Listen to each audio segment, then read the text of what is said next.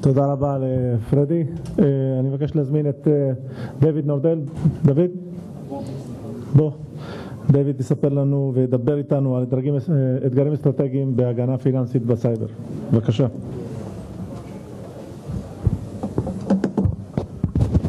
טוב, תודה. תודה ל-INSS ולגבי שהזמינו אותי להשתתף באירוע הזה.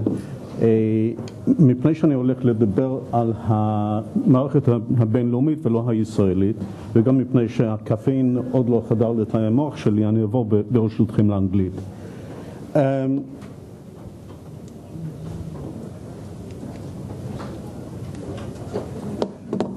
We have an expression in English, as safe as the Bank of England, which means as safe as you can get.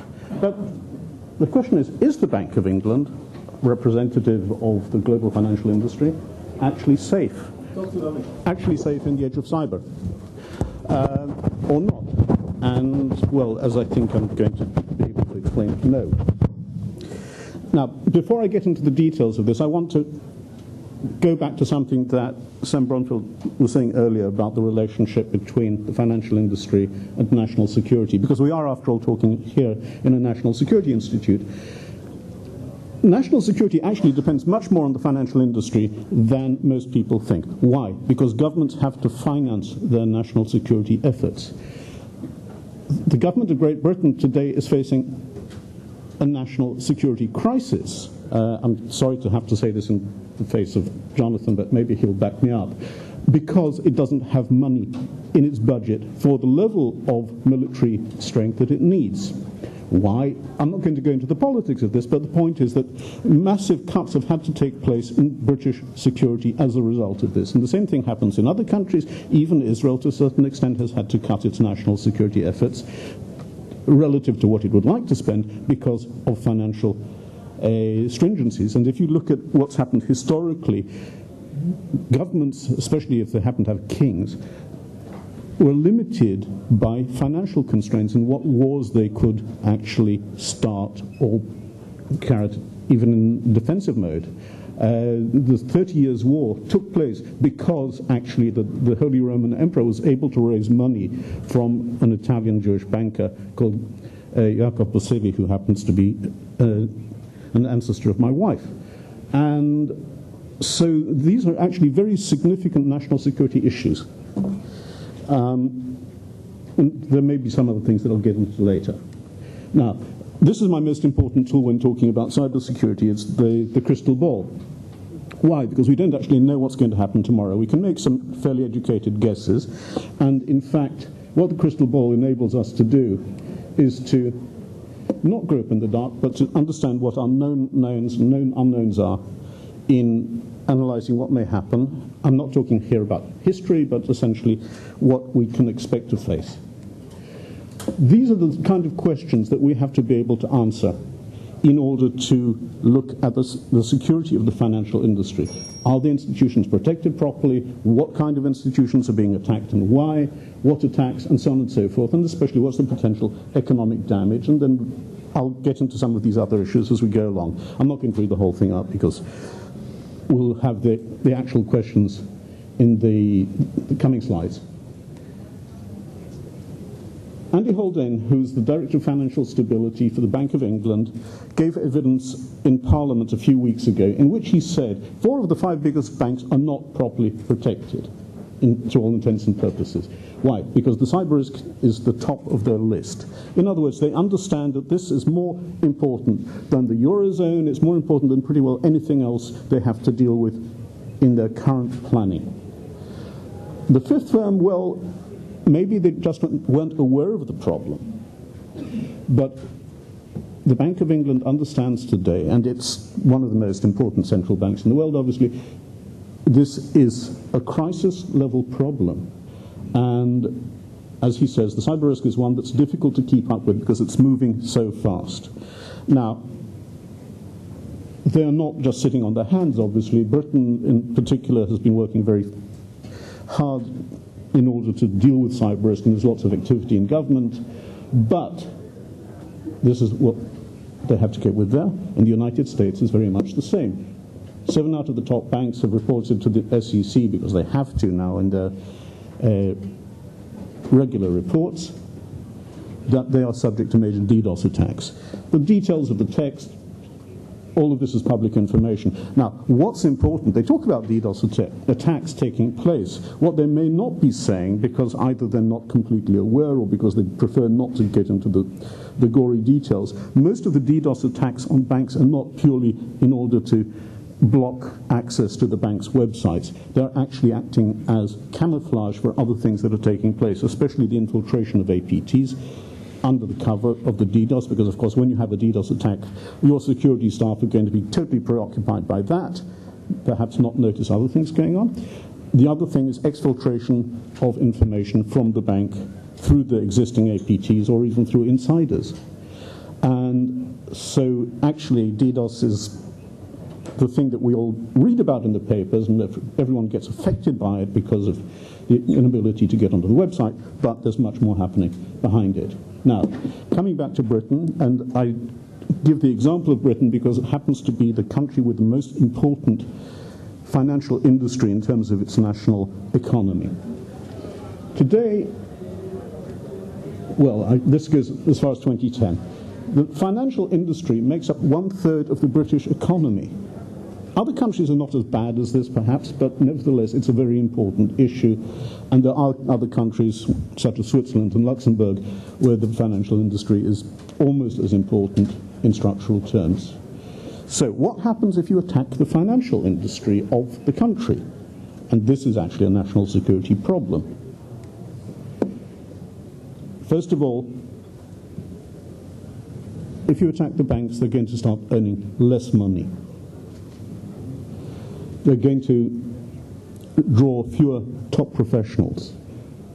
In the case of the British economy, because of the concentration of the City of London, including Canary Wharf, you've got this enormous intellectual concentration in the southeast of the country, which drives also other professions. It drives the law industry, it drives the accounting industry, it drives construction, and so on and so forth. And I can say here completely confidently, the British government is afraid that repeated cyber attacks are going to damage the national economy. Why does it matter? Amongst other things, because if the national economy suffers, there'll be less money to spend on other things, including national security.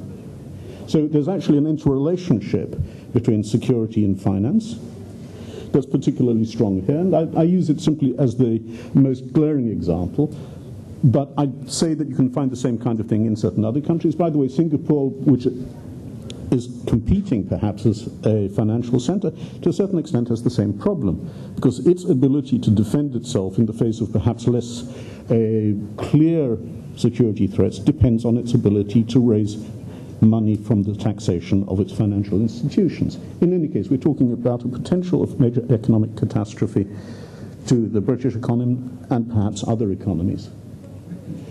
Now, what's special about the financial industry that we haven't really talked about here so much, perhaps because there's been a little bit of excess focus on the technological issues, the financial industry is completely globalized. Every bank in the world pretty well is connected to every other bank through SWIFT, through other payment systems, through information systems, through trading, through data about any kind of commodity, futures, options, etc., etc. Credit cards are completely international. If you've got a credit card from a bank wherever, you can pretty well use it anywhere in the world.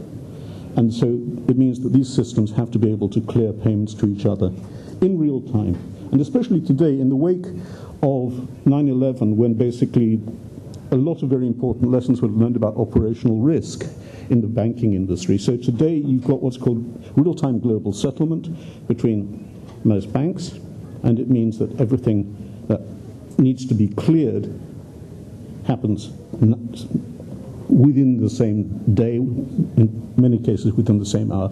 But, of course, this creates a certain level of additional risk if there are major cyber attacks, because then you can basically stop the entire flow of money. Internet and mobile payments was something that had come into existence over the last few years. Mobile crosses borders. You pick up your cell phone, you send money from here to Hong Kong, Australia, whatever. This is actually used very significantly by migrant workers. So there's actually a flow of more than $500 billion a year, a lot of which is now going through mobile. People sending money home to their families. There's this new thing called Bitcoin and other alternative currencies, which most of the regulators don't even know how to cope with. It's got tremendous potential for fraud, for money laundering, etc., that we're still learning about. And of course, perhaps the most important thing, you can be sitting anywhere in the world, dealing through the internet with your bank anywhere else in the world, sending money to a third place for the account of a counterparty who's sitting in a fourth place, and of course it can be attacked in the process by a hacker who's in a fifth country.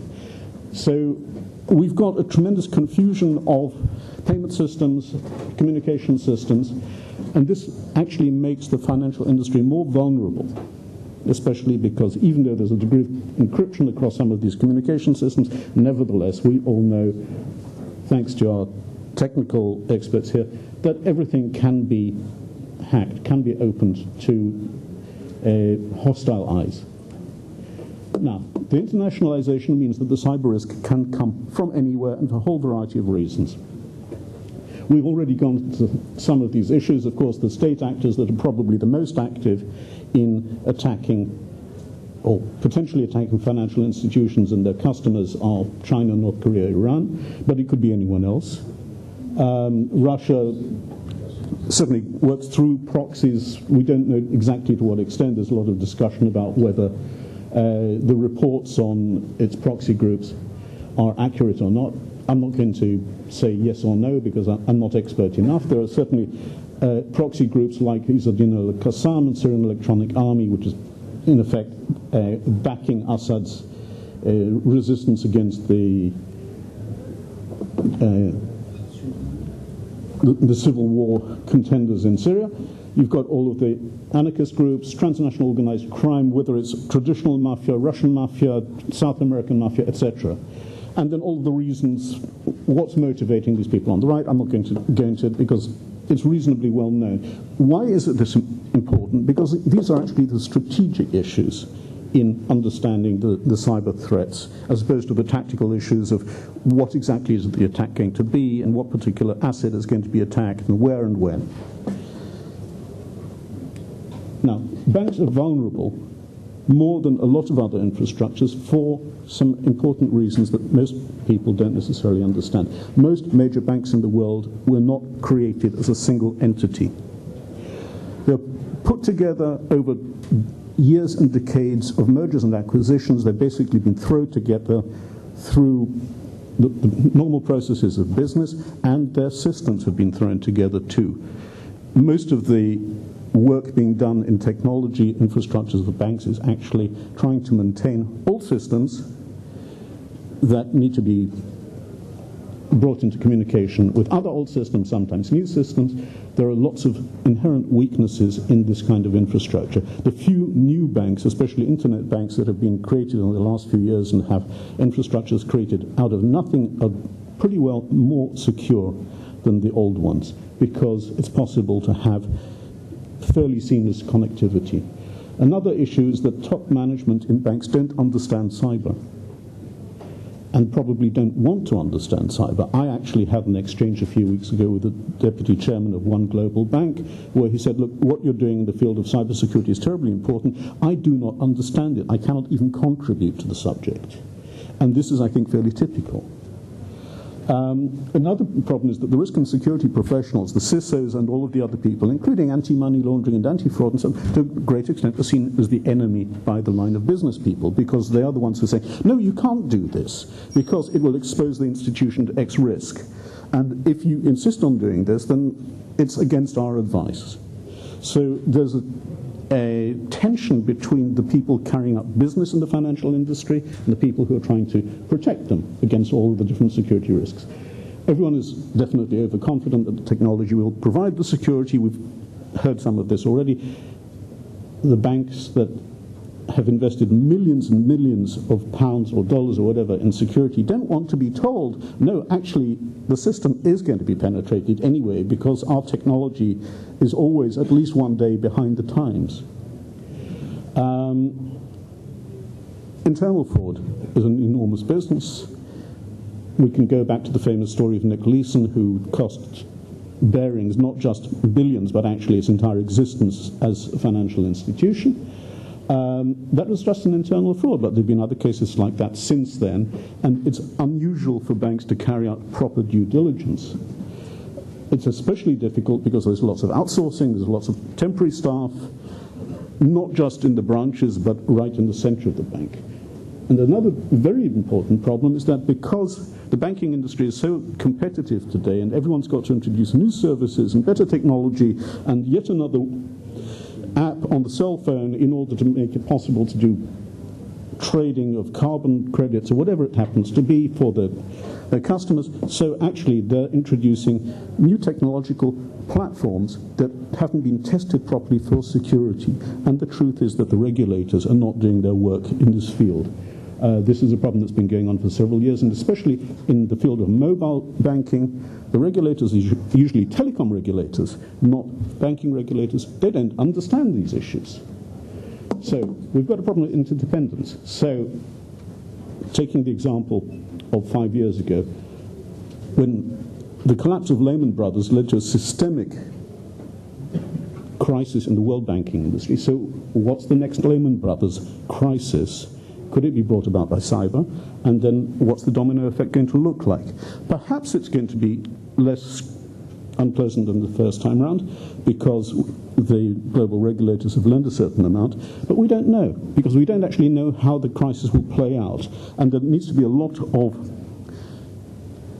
wargaming and a lot of desktop exercises like the one that will happen this afternoon in order to try to establish what are the interdependencies, what are the vulnerabilities. If one bank falls over, is it going to cause a whole slew of other banks to fall over? What happens if a central counterparty between different types of trading platform falls over?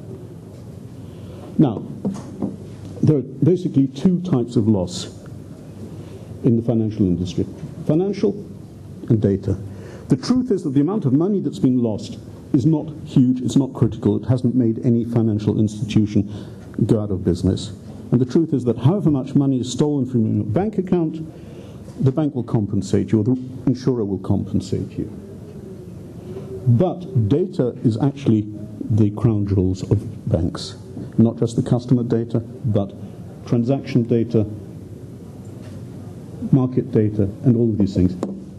The $45 million that was stolen from ATMs a few months ago were the result of infiltrated control data. You can have losses through market manipulation with completely false news. Something that hasn't been talked about is cyber character assassination.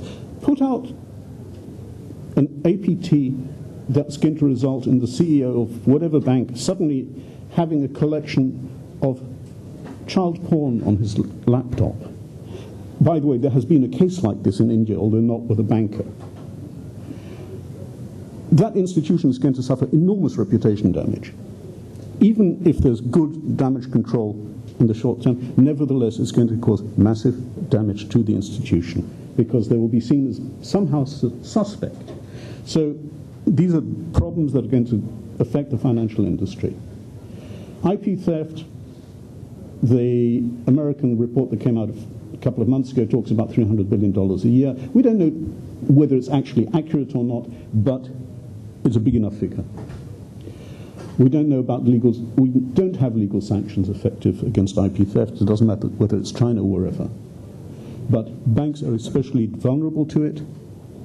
It's not just the Lockheed Martins of this world. And by the way, IP theft isn't new. The Council of Ten, which was the National Security Council of Venice in the Middle Ages, said if someone who owns our strategically important commercial IP defects to any other country, we're going to send an assassin after him. That was a very good way of stopping it happening. Megathreads, 60% of the global trade in US debt passes through two banks. If either of those, let alone both of them, are hit, it's going to cause massive effects to the US economy, certainly in the short term. It could dethrone the US dollar. The UK Defence Academy produced a report very recently talking even about food shortages as a result of the commercial damage of the banking system falling over. I won't go into this in detail, but basically the Chinese said it's possible to use attacks on the financial system as a lever against any target country in a kinetic war. Governments haven't been properly responsive to this problem. They haven't regulated fast enough. I can say with complete confidence that the British regulators are not yet up to speed. They're trying, but they don't completely recognize the level of the problem, and they don't have the trained personnel. What can we do about it? Well, these are not the solutions. There are things that we can do. First of all, government has to be proactive. It can't wait in the way that it has done until now, where basically it's at least 5 years behind the times. It's got to start regulating, it's got to start forcing financial institutions to act, including audits, including punishments for negligence, improving exchange of information. The institutions themselves have to have much better governance. They've got to carry out white hat exercises. They've got red team, which is not just having someone attacking them in an exercise, but actually having their own people examining in real all the time, what are we doing that can be exploited? And problems of corporate culture that I think have already been talked about. Last point. The banking industry is all about trust. The financial industry is all about trust. Not just if I deposit my money with you, will I get it back, but it's about the relationship between all of the financial institutions. Cyber risk is all about destroying this trust. And if the attackers, the hackers, the whoever, nation states are effective, what is going to happen to the trust?